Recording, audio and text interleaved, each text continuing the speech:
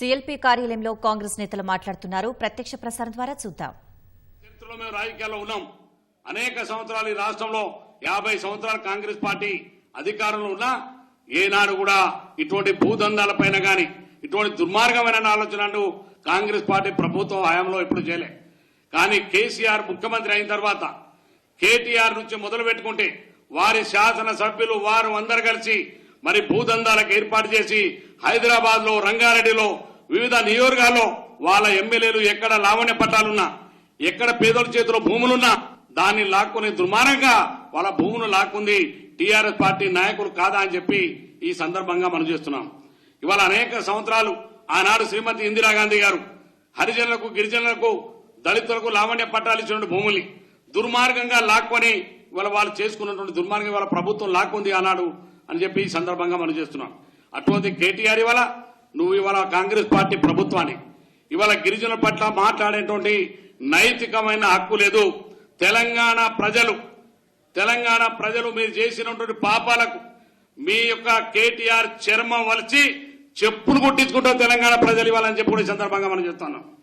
తెలంగాణ ప్రజలు సిద్ధంగా ఉన్నారు. ఇవాళ మీ యొక్క చర్మం వలిచి మీరు చేసిన దుర్మార్గాలని ఈ 5 సంవత్సరాలు బయటికి తీసుకొచ్చి మరి తప్పకుండా మీ యొక్క చర్మంతో తెలంగాణ ప్రజలకు చెప్పులు కుట్టిస్తామని చెప్పి కూడా ఈ సందర్భంగా మనం చెప్తున్నాను. మీరు ఇటువంటి దుర్మార్గాలు చేసి ఇవాళ ప్రభుత్వాన్ని అబస్ పాలు చేయడానికి, ఈ ప్రభుత్వానికి కూల్చేటువంటి కుట్రపూరితమైనటువంటి ముఖ్యమంత్రి నియోజకవర్గంలో కావాలని ఆ కుట్రను చేసి మరి వాళ్ళ ఫీజు రియంబర్స్మెంట్ లో కుట్ర, గ్రూప్ 1 ఎగ్జామ్ రాస్తుంటే కుట్ర, రైతు రుణమాఫీ చేస్తుంటే కుట్ర, రైతులు రెచ్చగొట్టడం. 10 సంవత్సరాలు మీరు అధికారంలో ఉన్నది. ఏనాడైనా ప్రజాస్వామ్యంగా ఇంద్ర పార్క్ కాడ మీరు ఎవరన్నా ధర్నా చేయడానికి అవకాశం ఇచ్చినారు. మాది ప్రజాస్వామ్య ప్రభుత్వం, మాది ప్రజాస్వామ్యమైనటువంటి పార్టీ కాంగ్రెస్ పార్టీ. ప్రజాస్వామ్యయుతంగా ప్రజల యొక్క సమస్యలు పరిష్కరించడానికి, వాళ్ళు ప్రజాస్వామ్యయుతంగా శాంతియుతంగా వాళ్ళ సమస్యలు తెలపడానికి, తెలియజేయడానికి అవకాశం ఇచ్చేది మా ప్రభుత్వం. అందుకనే మొన్న లఘుచర్లలో ప్రజాస్వామ్యయుతంగా అక్కడ ల్యాండ్ అక్విజిషన్ సంబంధించి మరి ప్రజల అభిప్రాయం తెలుసుకోవాలనే ఆలోచనతోటి అధికారులు వెళ్ళారు.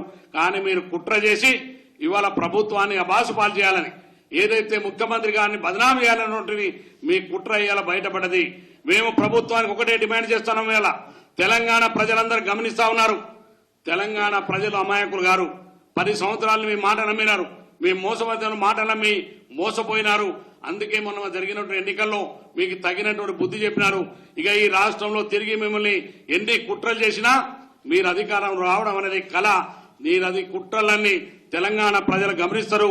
ఈ తెలంగాణ గడ్డపైన మీ పార్టీ శాశ్వతంగా భూస్థాపనమవుతుంది. అందుకే కేటీఆర్ కు చెప్తా ఉన్నాం, హెచ్చరిస్తా ఉన్నాం.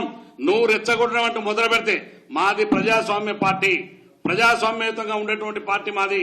ఈ దేశం కోసం, స్వతంత్రం కోసం పోరాడినటువంటి పార్టీ మాది. ప్రజాస్వామ్యవాదం కాబట్టి ఓపికతో ఉన్నాం. నువ్వు ఇదే విధంగా రెచ్చగొడితే ప్రజాస్వామ్యయుతంగా తప్పకుండా ఎదుర్కొంటాం.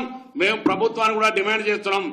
ఈ యొక్క కుట్రలో భాగమైనటువంటి పూర్తి స్థాయిలో విచారణ చేసి ఎవరైతే కుట్ర చేసినో కేటీఆర్ తో సహా కుట్ర చేస్తే వారిని కూడా అరెస్టు చేయాలని చెప్పేసి మేము డిమాండ్ చేస్తున్నాం కాంగ్రెస్ పార్టీ పక్షాన.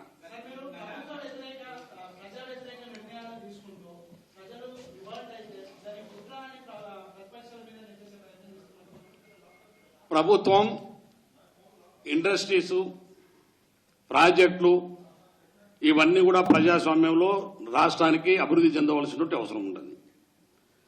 ఎక్కడైనా ఒక ప్రాజెక్టు కట్టినప్పుడు అక్కడ కొంతమంది భూ నిర్వాసితులు అవుతారు.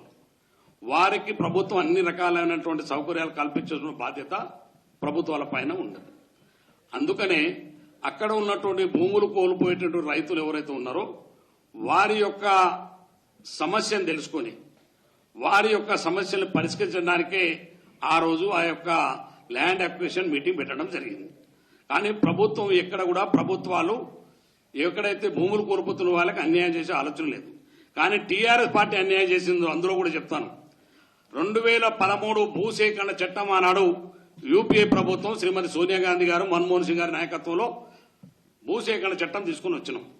కానీ తెలంగాణ ప్రభుత్వం దొడ్డిదారిన 123 జీవో తీసుకొచ్చి అన్యాయంగా భూమిని కోల్పోయినటువంటి రైతులు ఎవరైతే ఉన్నారో వారి నుంచి భూములు లాక్కున్నారు.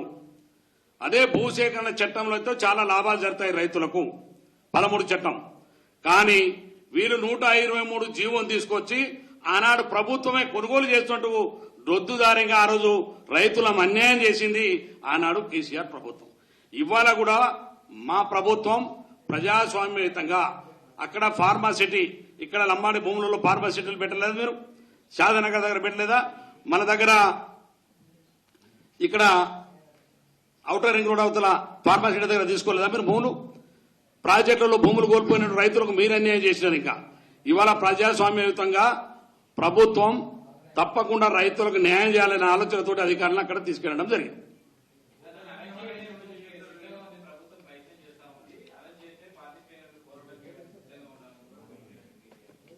కేటీఆర్